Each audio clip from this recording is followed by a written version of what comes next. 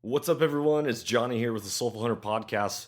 Going to do a little shout out for all you men out there and challenge you and ask you if you are looking for ways to go deeper and be around a group of men who are looking to find personal empowerment, emotional freedom, and redefine the legacy that you'll leave, then listen up. The Vulnerable Heroes Men's Retreat Weekend has 6 spots open for their VH2 class of guys. What to expect during these weekends is 2 4-day retreats that are 90 days apart. Participants must attend both to be able to join. You're going to be in a beautiful location of the Cascade Mountains, 2 hours outside of Seattle, Washington. You're going to be in small group coaching, go through exercises, personal growth sessions, and storytelling. Lodging, food, and activities such as fishing, hiking, games, and much, much more are included.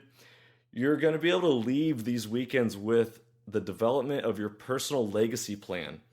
You're going to have weekly group accountability check-ins, monthly coaching with trainer and coach Lucas Mack, membership to the private Vulnerable Hero Legacy community, and just be able to dig deeper within your own soul. For more information, go to www.lucasmack.com/retreats. That's lucasmack.com/retreats, so that you can find out more about the Vulnerable Heroes weekends and start to develop to become your own vulnerable hero.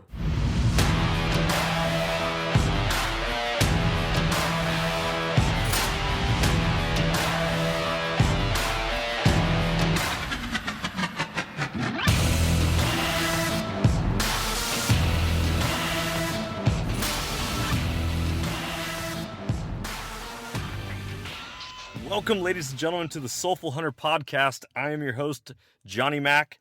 Through this podcast, I am on a mission to transform lives through primal adventure and to spread my mission of mentorship is conservation.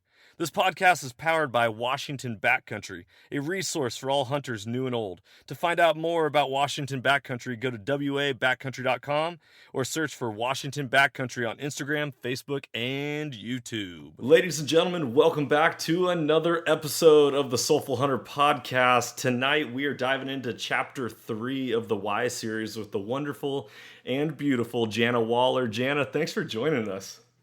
Oh, you're way too kind. Thank you for having me. It's always such a fun opportunity to get to chat with you. These are always a highlight of my week. I'm like, oh, hey, it's on the calendar. I get to talk with Jana tonight. This is going to be a great time. So hopefully all our listeners out there just eating this up and really getting a good foundation as to why we hunt and how to communicate that with everyone else that's out there. Tonight, we are diving into the topic of mentorship. And here at Washington Backcountry and the Soulful Hunter podcast, we firmly believe and stand upon the idea that mentorship is conservation. So last week or the last chapter that we released was what is mentorship or what is conservation and why do we need it? Well, tonight we're talking about mentorship and how mentorship is a part of conservation because it's about building into that future and making sure that it lasts for generations to come. So first off, for everyone who doesn't really know Jana's history that much, even though she's been on the podcast a few times already, Jana, give us a little background as to how you learned how to hunt and your progression from there. Yeah. Well, I was the second daughter born. My parents only had 2 kids, 2 daughters, and I really, truly, I say this as a joke, but there's a lot of truth behind it. I really think my dad was hoping so desperately for a boy. He didn't get one, but he turned me into one, is what I always say. My dad and I have always had a really special bond, but I really think a part of it is just sort of in your DNA. My sister was definitely more of a girly girl, played with dolls. You know, she was more quiet than I was. She was very intellectual. She was always in her room reading and, just kind of into ballet. And I was always in the mud puddles, catching frogs, getting dirty, always outside. They'd have to go, I grew up in the country, 8 miles outside of town. So I was always playing outside in the woods. And I think my dad really saw in me at a young age a love of nature. And he was a hunter, a big bird hunter, actually, when I was young. And so when I was old enough to walk alongside of him, old enough to walk but old enough to learn not to complain and have him take me back home. I pheasant hunted, duck hunted, goose hunted with him in the duck blinds, and he just really mentored me, if you will. I know that a lot of people, of course, get into hunting through their immediate family members, and I was one of those. My dad was smart enough to see how much I loved the great outdoors. He was also smart enough to really encourage me to go to hunter safety when I was 12 years old, even though I really wasn't into guns. I'd shot a couple of BB guns and a little bit of shotgun, but when on the last day of hunter safety and we went to the range and we shot clay pigeons, that was the first time I really shot more than one or two shots of a shotgun. And, but then my dad and I, when I was in 6th, 7th, and 8th grade, we took road trips from Wisconsin to South Dakota pheasant hunting. And I would be, walking the fields with my dad and his buddies and just loving, even at that age, even at, 13, 14, 15, I was just loving the be a part of everything. I loving to walk the fields, to, jump up whitetails out of the corn while we're looking for pheasants. And, you just get to experience so much while on a hunt that doesn't really have to do with killing. That's kind of why my slogan's always been, it's about living, because hunting, portrayed in the mainstream media, if you really took a good look at what movies portray hunters as, were, a bunch of guys in our red flannel shirts chewing tobacco and spitting out the window and shooting deer from our pickup trucks, which is just so far from the truth. But if it weren't for my dad really seeing in me a love of nature, not caring, this is back in, I think I went through hunter safety in. Easy there. You're dating yourself here. It's okay. It's okay. I'm proud of my age. 1983, I went through hunter safety. So there were not a lot of girl hunters back then.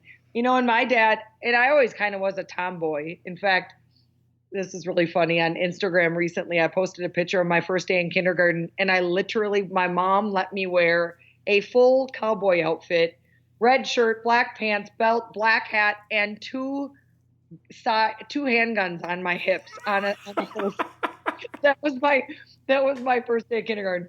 And so I was a tomboy, but yet he really fostered that, just to be yourself and to get into what you love. And I was really lucky, super lucky. Yeah. And it's important today. And I think today, more than maybe the past 2 decades, I meet a lot of people who actually get into hunting who didn't grow up in a hunting family. The social construct of our country is changing, so much with technology. When I was younger, all parents used to just kind of kick their kids outside, on the evenings and on the weekends and say, go play, go figure something out. Yeah. It's not like that anymore. Kids always have a cell phone or a tablet or whatever in their hands, and kids are involved with 8 different, extracurricular activities. And it's not really like it was in the 70s and 80s. It's not the same. I grew up where I was locked outside on the weekends. It was like, all right, you listen for a whistle to come home for lunch. And other than that, don't come home till lunch, and then you'll be coming home for dinner as well. Yeah. You don't come home before the sun goes down. Yeah. Right. So let me ask you this. Sure. Your dad taught you how to hunt. Uh-huh. If your dad would not have been a hunter and passed that down to you, do you think you would be where you are today? I don't know. I mean, that's a good question. I really don't know. I would like to think so, but I'm not sure, because my family dynamic, I didn't have uncles that lived in the same town. I didn't, I wasn't that close with my grandfathers, which, sounds like I'm being sexist, but it is what it is. I mean, that it used to be back in the day, all of our grandfathers hunted and our uncles, and it used to be the guy's thing to do. I mean, let's face it, Yep. And so I don't know. That's a great question. I don't know.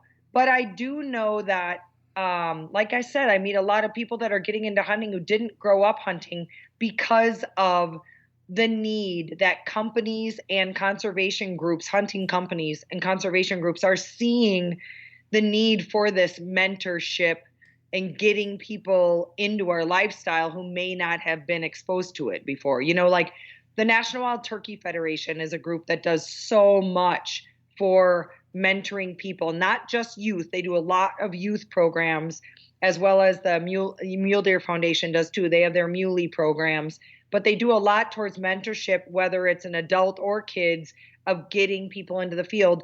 And nowadays, there's the mentorship programs, and I think it's in over 40 states now, where you can take a new hunter hunting that hasn't gone through hunter safety, as long as you are a licensed hunter and they are accompanying you. It's sort of to get them interested into the hunt, and so they can see what the hunt is all about. And it's because of programs like that that the mentorship mentoring is becoming easier to do. Yeah, totally. So, all of you listeners who do not know about this program, like here in the state of Washington, if you've been hunting a minimum of 3 years, then you are allowed to be technically, quote unquote, a mentor hunter to somebody who doesn't have to take hunter safety, as long as you are hunting with them the entire time. They are allowed to buy one license or whatever tags for 1 year and go out and hunt as long as you're with them the entire time. Now go ahead. No, I was just going to say every state's a little bit different. So it's really important to see what your state's laws are. Some of the age is 10. Some states have no minimum age. Some states have certain requirements as far as what big game animals you can hunt. So just make sure to really look into your state's mentorship program. Totally. And so just diving in to some actual numbers. So give everyone a background on myself. I'm a school teacher. So I graduate college, but before I technically can get my degree, I have to go through a student teaching program where I'm actually a teacher, but I'm under the supervision of a teacher with a lot of experience. And so I go through a half a year program where I'm not getting paid, but I'm working full time. And through that process, I have what's called a mentor teacher. And then even after I graduate from college and I get my first job in the teaching world, I am, through certain school districts, designated a mentor teacher to conversate with and check in on multiple times throughout the year and be there for a safety net or support group or just to bounce ideas off of. And that is set up in the business world in public education. So before we dive into more mentorship, I want to kind of give some perspective that when we talk mentorship, it's not just taking somebody hunting. It is the concept that you are supporting them, it's not helping. And we're not there to help people because people are not helpless. We are there to support them from underneath and lift them up so that they can find their own success. We're not there to pull them up the mountain with us. And so mentorship is all about the support. And so just real quick is knowledge does not equal understanding. And this is something that is often forgotten when it comes to hunting. Because in what I've experienced as an adult hunter that's only been in the game for 4 or 5 years, is that I could read all the books in the world on hunting, how-tos, watch how-to videos, and all this different stuff. But knowledge of what to do does not equal understanding of how to apply it. And that is where a mentor comes in huge. So to grasp complete knowledge and understanding, that comes from the ability to teach it to somebody else. So if you really want to challenge yourself to grow deeper and become a better hunter, the best way to do that is not to start pursuing the oldest game animals and really looking for the mature animals. It is to take your knowledge and teach it to somebody else, because not only are you going to be investing into the future, and that is where the mentorship is conservation, but that is where you are challenging and sharpening your own knowledge to make sure that you are still doing things right and holding yourself accountable to how things should be done. So what do you think about that, Jana? No, I think that sounds great. It can be a little, I think one thing that people need to really remember is to not be not feel overwhelmed with, well, I've only been hunting a few years, and to take someone else out and mentor, I don't have enough knowledge. It doesn't have to be like that. It can, like you said, it's really spending time with someone. Like the National Wild Turkey Federation last year came out with a campaign, and it was a pledge for everybody to kind of take the pledge of taking someone new out into the field.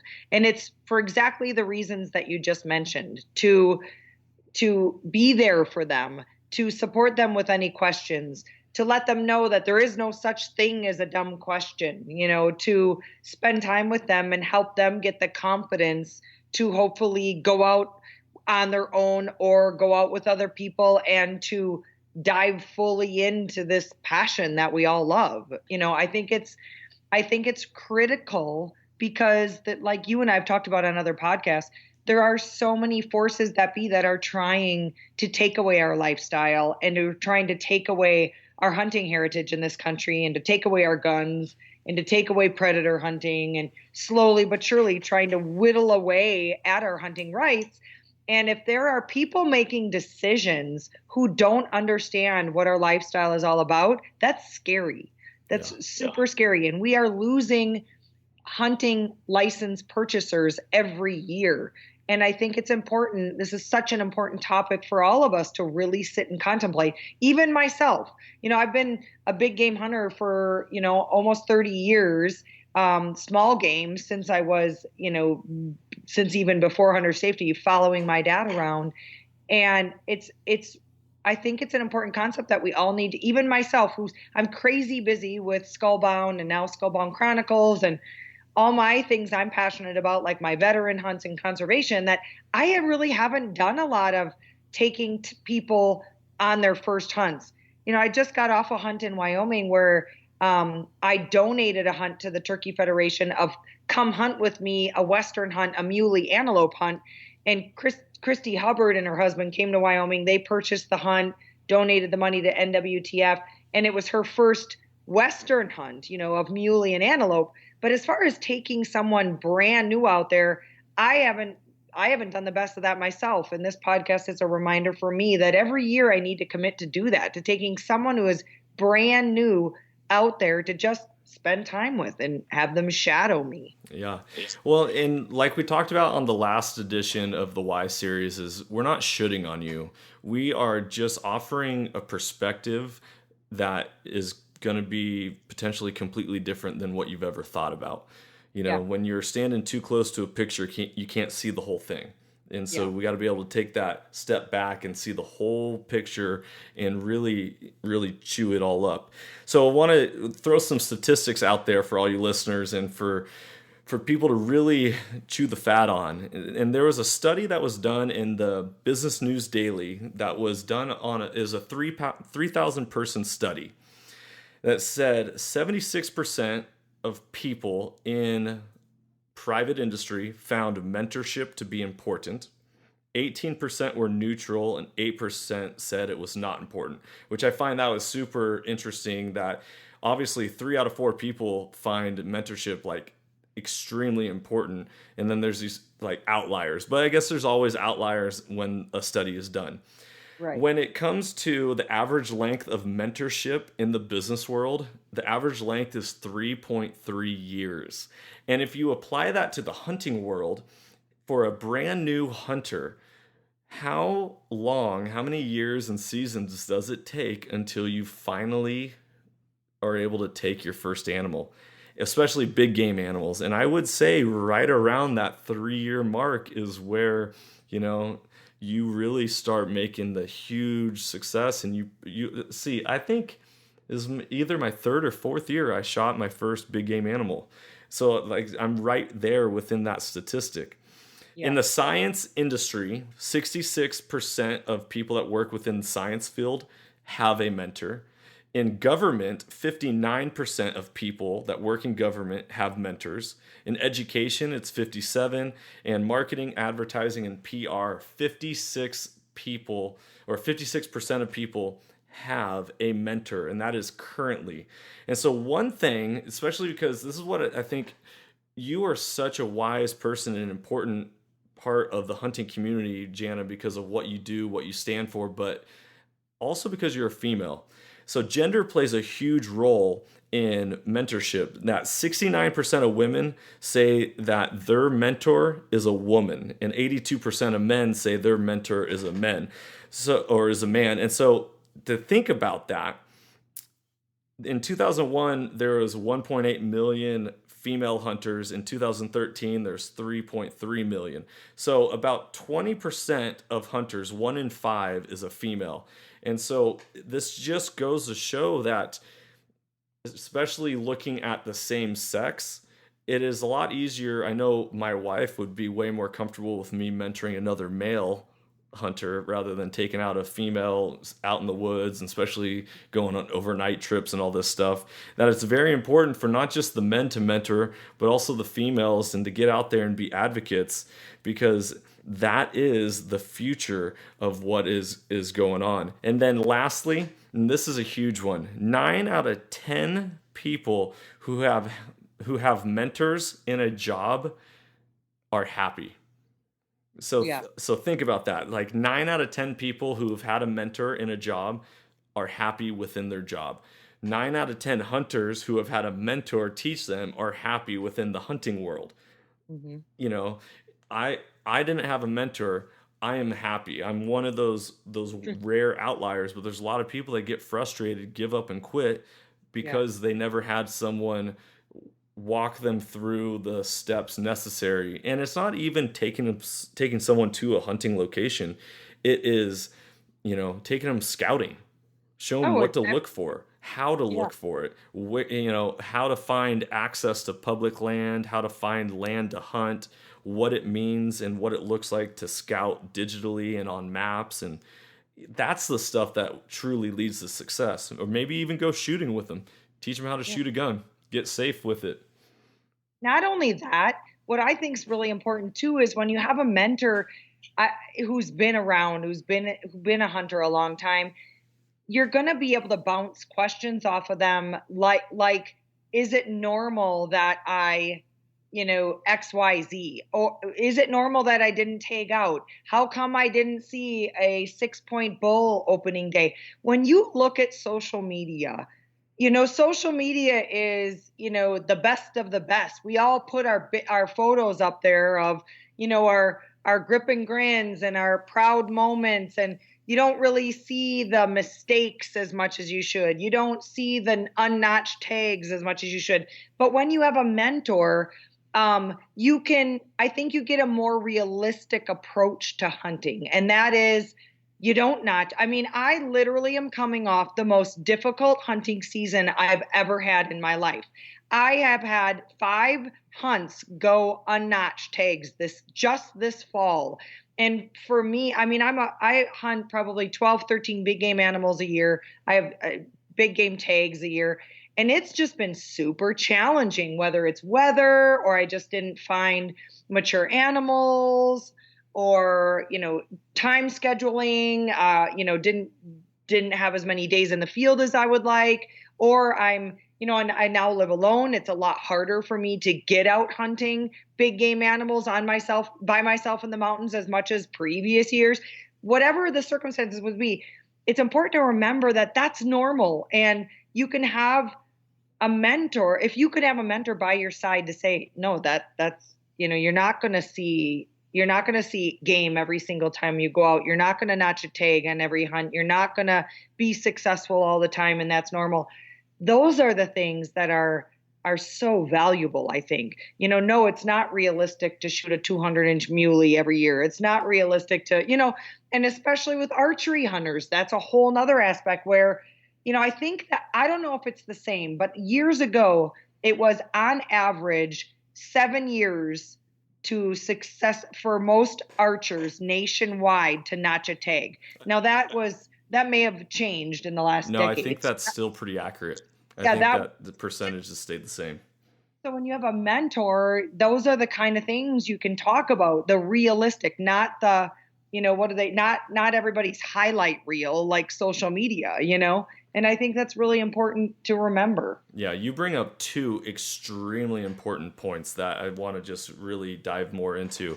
And the first is if you use social media as your mentor and how and what you should be doing things like that, then you are only seeing the best of the best, the good days. No one puts up their Exactly. crappy shot on Instagram. No one's posting truly about how things went bad or went awry out in the field. They're only, mostly showing the highlights. And so if you're using that as your standard of hunting, you're going to be disappointed and likely give up and quit pursuing animals. The Yeah. other thing is that you said now that you live alone, you find it harder to get out into the Yes. field and go hunting. And I think this is one of the biggest, biggest things that we need to address when it comes to mentorship and the growth of the hunting community is that human beings human beings are motivated by three things: sex, hunger, and the need to belong. And Mhm. so we're not going to get the sex part from hunting. Who knows? You might find your hunting partner that way. But the hunger part, okay, you want to hunt, that feeds the hunger. That's a motivating factor. The third part is the need to belong. And you said now that you live alone, you find it harder to go out and hunt. Well, think about all the adults out there who are learning how to hunt or want to learn how to hunt, and they don't have a single hunting partner. Mhm. It Yeah, is it's the mentorship. It helps yep. get people going. It's so much easier. In the Bible, and I'm going biblical on you, it says one can chase 1,000, two can chase 10,000. When one falls down, the other is there to pick them up. It's a lot easier to do things when you have someone with you and supporting you. It's not even about hunting solo because you'll Oh, get to that point in your own journey. It is about just having the support and being like, yes, you're doing it. You got it. yeah, You're on the right track.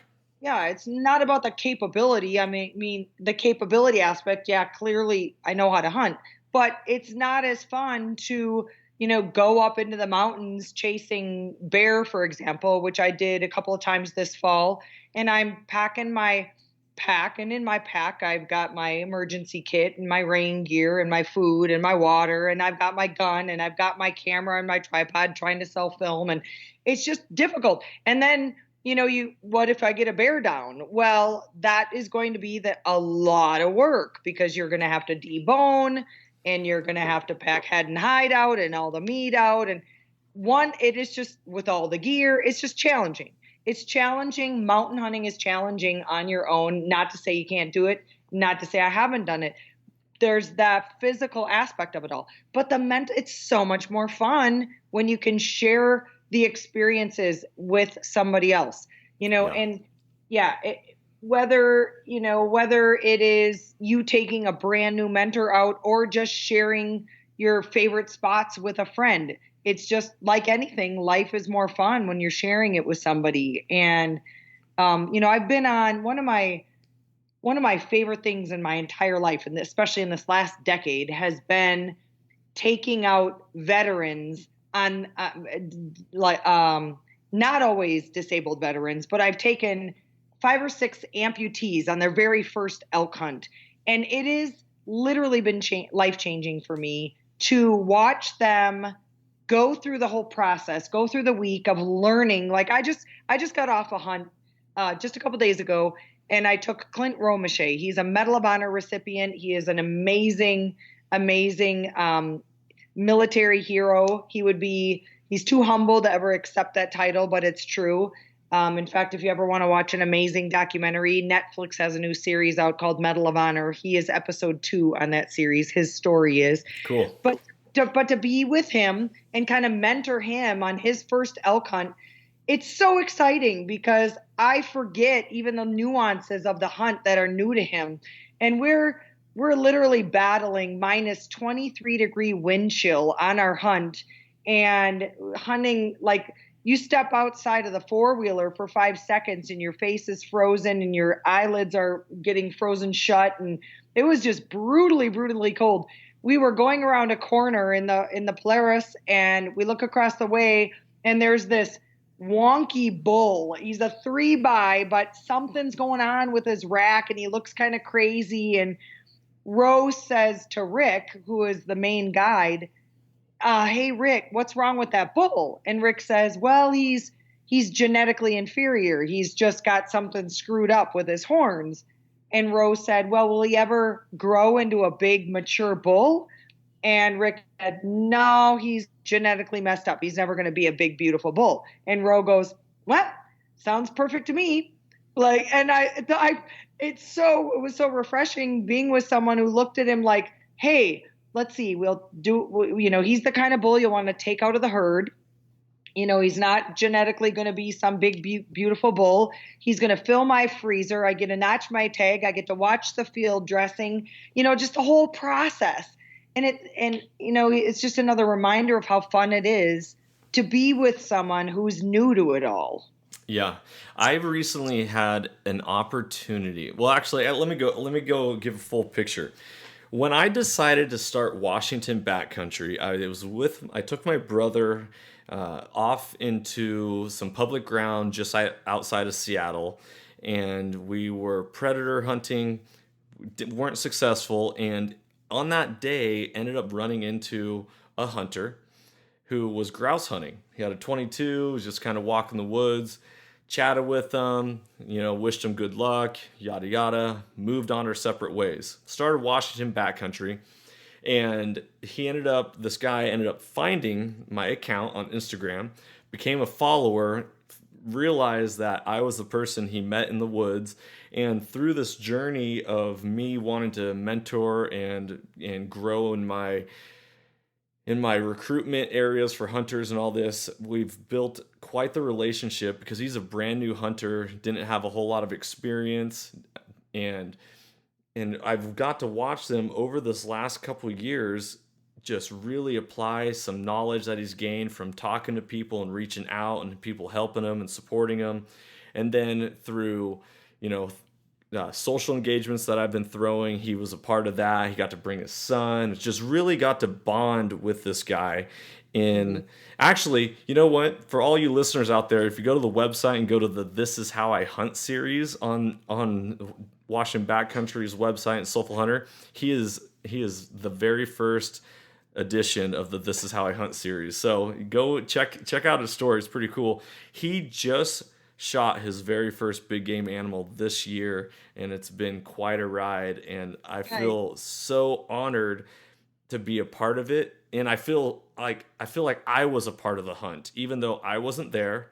Yeah. He's talked to me multiple times about it. He was even willing to take out another new hunter just because he believes in the mission of mentorship is so important. And I'm like, dude, you cannot outgive good. You're always going to be rewarded for what you do as a positive impact upon this world. And here he is. He not only shot his first deer as a blacktail, but an absolute stud blacktail that many people will be drooling all over. And I'm like, here you go, man. Full circle. And I couldn't have been more proud just to even see the picture that he sent me. Yeah, that is so cool. I've got another story too, real quick, I wanted to share. So I have been really lucky enough that when I moved to Montana, one of the first people I met was Ben Woolers, and his daughter Taylor and I have been on a lot of big game firsts together.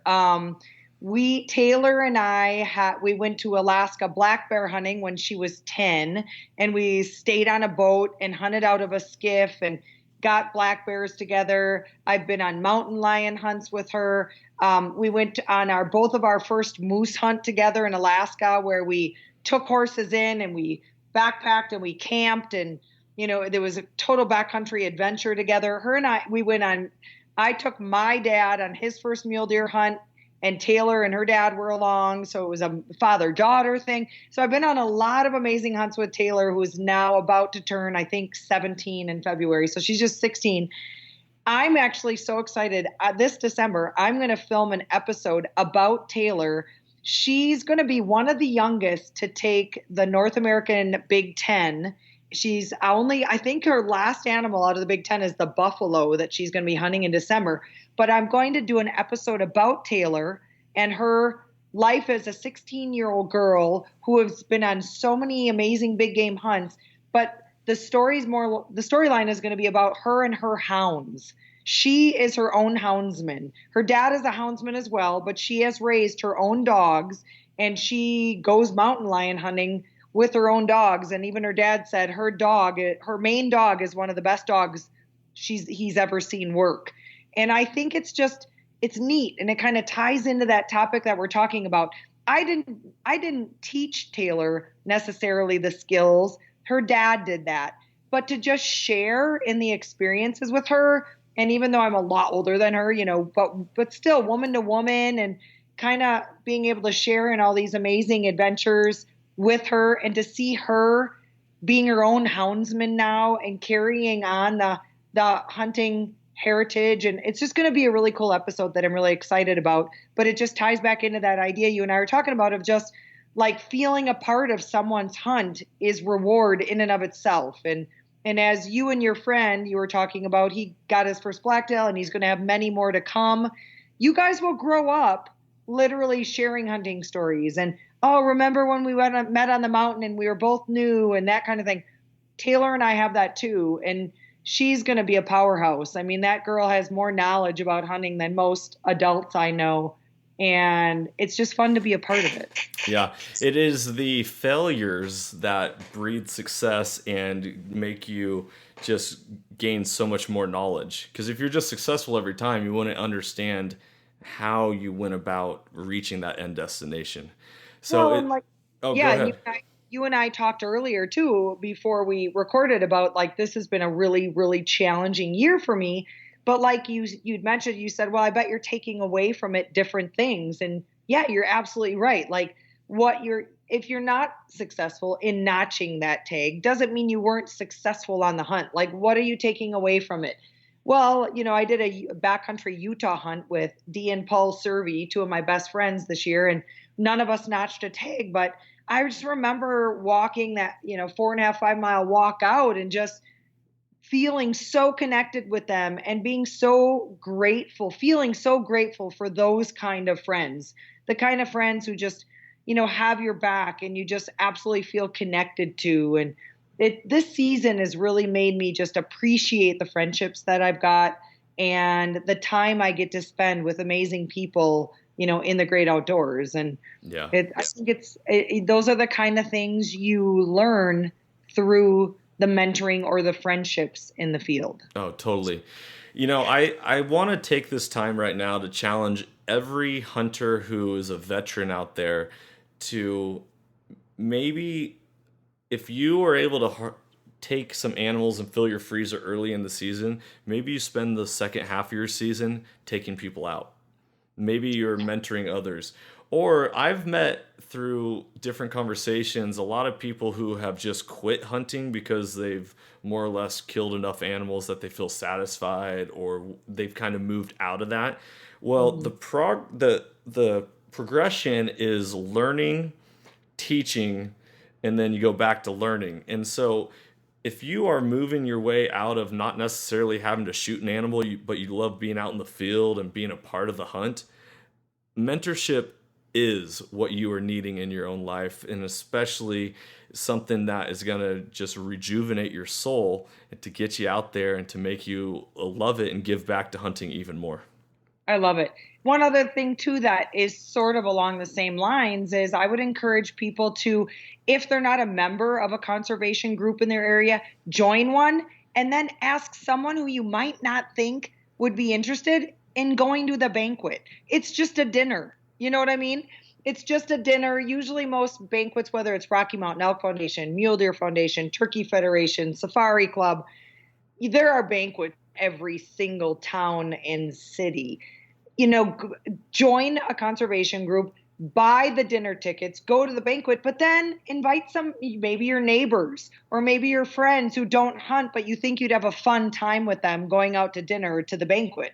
That's a great way to sort of introduce people into the hunting community. And maybe they'll win a gun. Like there's a lot of gun raffles and camo prizes and binoculars, and you know what those banquets are like. I would encourage everybody to try and do that because it's a really fun event. The money goes back to conservation, and it's an easy way to invite friends who may be new to hunting to sort of see what it's like and to immerse themselves for a night into sort of what our culture is all about. Absolutely, absolutely. And now I'm going to build upon that even more is throw your own events, people. I Yeah. was brand new to hunting and yet I had no community. So what did I do? I decided to go to a local brew pub and say, hey, can I reserve the back room this night? And hit social media up and said, hey, everyone, come join Washington Backcountry for a community building event and share stories and talk hunting. Well, through that, it grew. The very first time there's like 13 people, then it was like 40 people. Last time we had over 50 people at our event.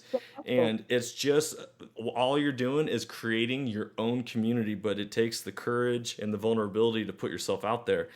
And if you're in the Washington area or within the Pacific Northwest, or you even want to fly in, we're going to be having the Washington Backcountry Soulful Hunter next community event is going to be Friday, December 6th, I believe, is the time is 7 to 10 p.m.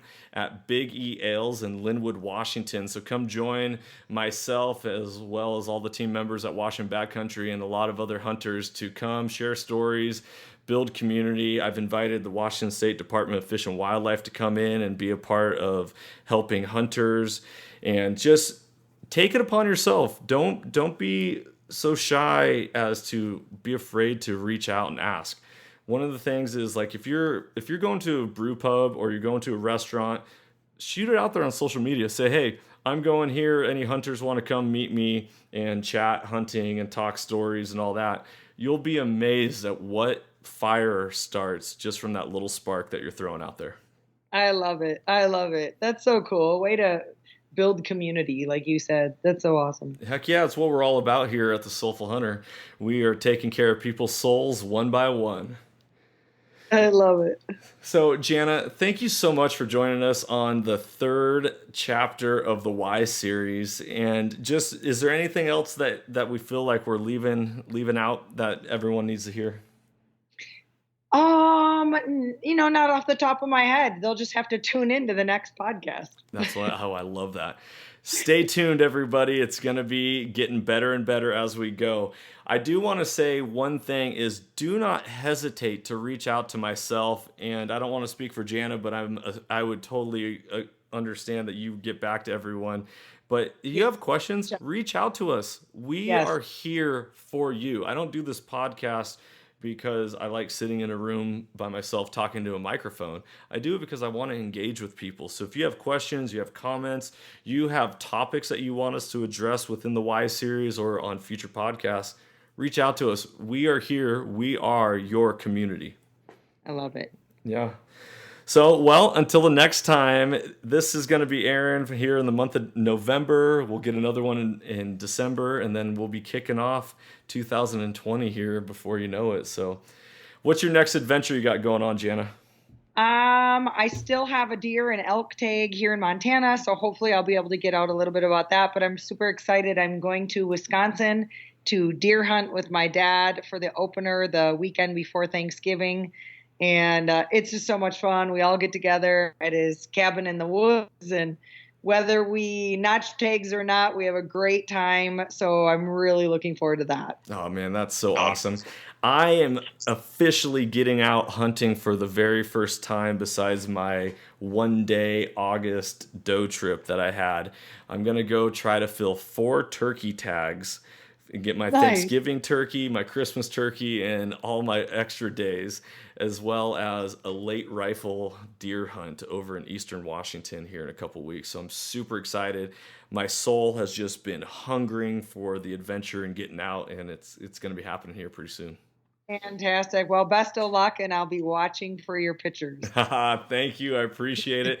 Jana, you're amazing. Everyone, don't forget to subscribe and leave a review on iTunes. We look forward to talking with you again, and hopefully your life is being transformed through the primal adventure of what hunting can provide. Once again, I'm Johnny Mack, Jana Waller. Thank you, everyone. Have a good one. If you enjoyed today's podcast, I'd love it if you could go ahead and give this a rating as well as subscribe. Also, you can check us out on Instagram under the Soulful Hunter Podcast. Make sure to tag us in pictures and posts and use the hashtag Soulful Hunter. To find out more about the Soulful Hunter Podcast, go to soulfulhunter.com and be sure to follow the podcast as we are going to be bringing you a lot of great information, insight, and changing lives through primal adventure. I look forward to connecting with you on the next episode. Stay tuned and stay soulful.